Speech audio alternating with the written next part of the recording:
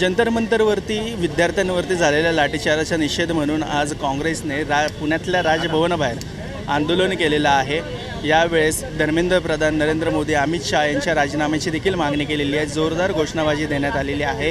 काळे झेंडे देखील दाखवण्यात आलेले आहेत। आपल्यासोबत शहर अध्यक्ष प्रशांत जगताप आहेत। दादा काय सांगाल? एक जो है वो धर्मेंद्र प्रधान है। आम्ही आज पुणे शहर काँग्रेसच्या वतीने या ठिकाणी राजभवन अर्थात आताच्या नव्याने लोकभवनावर या ठिकाणी मोर्चा घेऊन आलेलो आहे। आम्ही आंदोलन करतोय।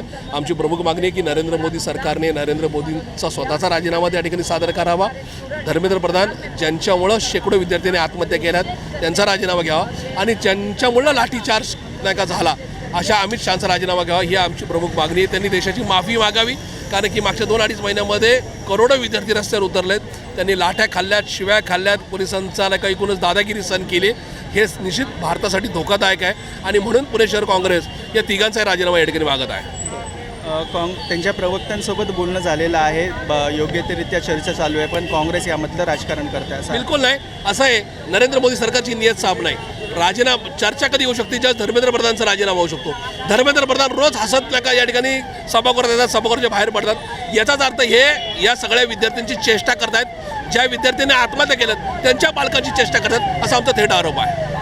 आंदोलन करायला किंवा जंतर मंतरवर जायला उशीर झाला असं वाटत नाही? बिलकुल नाही। या ठिकाणी ते विद्यार्थ्यांचं आंदोलन चालू होतं, त्याच्यामध्ये कुठेतरी पार्टिसिपेट होऊन त्याला पार्टीचा कलर द्यायचा नव्हता।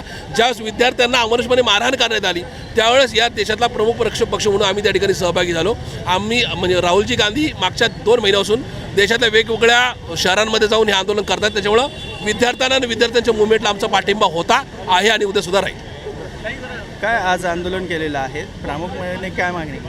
आपली प्रमुख मागणी आहे की धर्मेंद्र प्रधानांचा राजीनामा आपण घेतला पाहिजे। कारण या देशामध्ये नीटचा जो घोटाळा झालेला आहे तो केवळ शिक्षण मंत्र्याच्याच आशीर्वादाने झालेला आहे, धर्मेंद्र प्रधानांच्या। त्यामुळे आमची प्रथम मागणी आहे की धर्मेंद्र प्रधानांचा राजीनामा घ्यावा। आणि दुसरी सगळ्यात महत्त्वाची गोष्ट की ज्या पद्धतीने श्री माननीय राहुलजी गांधी यांना काल त्यांना उचलून नेलं आणि त्यांच्या पदाचाही अपमान केला, देशाचाही अपमान केला, त्याचा आम्ही तीव्र शब्दात निषेध करीत आहोत। जर पाहायला गेलं तर जोरदार घोषणाबाजी या राजभवन बाहेर देण्यात आलेली आहे आणि या आंदोलन आता सुरू आहे।